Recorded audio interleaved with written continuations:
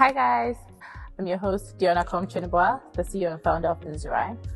So 𝐸𝐴𝐻𝐸 is a leadership development brand for women, and so most of us see people on Facebook, Instagram, now TikTok, LinkedIn with very successful businesses. We see people and then we admire them for their success because we think some of them most of them have actually put in a lot of work, discipline, and created very successful lives and businesses. But how do you get to that point? Let's say you're like me, like how I used to be. I was a corporate attorney, and I didn't hate it because, if you know my story, I've always wanted to be an attorney since the age of 8, I believe. And by God's grace, I was able to fulfill that desire to become an attorney.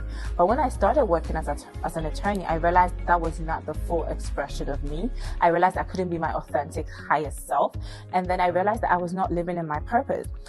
And living in my purpose is something that has honestly changed my life.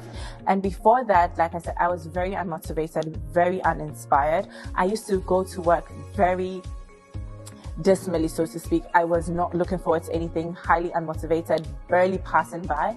And like Les Brown says, I was doing work enough just not to get fired.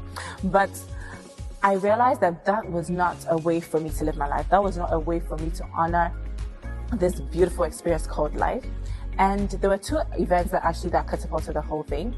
One was a book I was reading called The Richest Man in Babylon, and that's a very good book. I'll recommend you read it.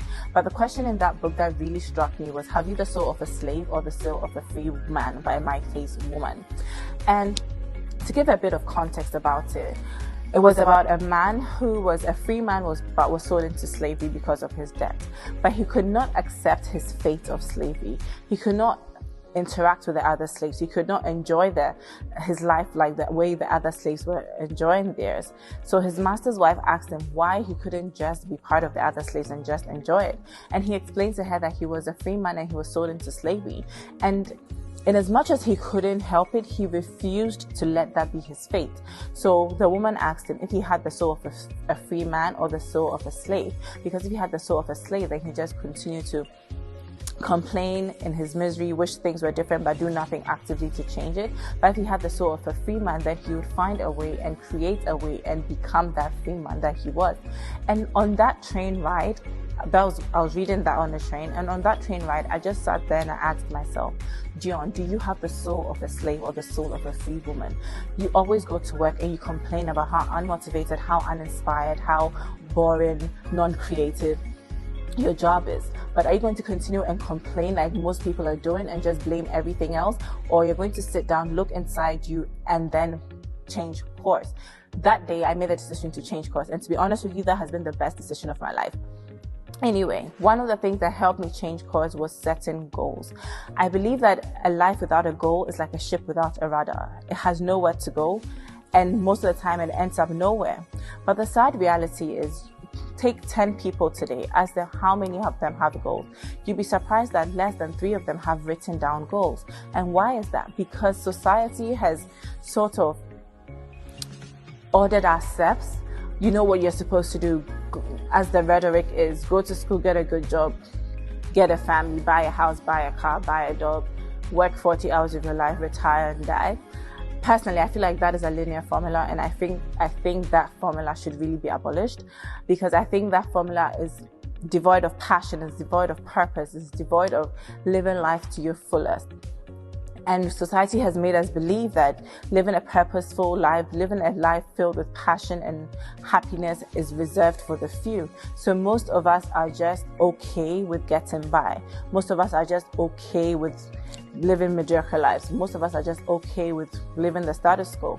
But on that day, on that train ride, I decided not to be okay with living a mediocre life. I decided not to be okay with conforming to the norms of society or conforming to the status quo. And like I said, what helped me change my life that day was the decision I made on the train ride, and 2 was setting goals. So a goal it's just like a roadmap, so to speak, of what you want to accomplish in life. It can be, personally, I have 1 year, 2 years, 5 years, and 10-year goals. And I set goals in different aspects of my life. So family, social, financial, business, because I'm an entrepreneur, income if you're not an entrepreneur, you're an employee, religious, health and fitness, and any other area you want to set your goals in, but I recommend at least setting your goals in those 6 areas because those are very paramount areas in your life. And how to set effective goals. Number 1 is to know exactly what you want, and emphasis is on exactly. Most people do not know what they want. You ask them, what do you want in life? Oh, I want to be rich. Oh, I want to be happy. I want to be successful. What is rich to you? What is happiness to you? What is success to you? What is success to me might not be what is success to you, and what is happiness for you is not what is happiness for me. So I want you to be exact about what you want. Don't say I want to be rich. Say I want to have a net worth of XYZ. Don't say I want to be happy. Say I want to be married. I want to have kids. I want to have traveled to this number of countries. Be specific. The more specific you are, the better for you and the better for your subconscious mind. So number 1 is know exactly what you want. Number 2 is know why you want it. Most people want success because they think success is their ultimate goal. Or most people want money because they think they want to buy luxurious cars, travel around the world.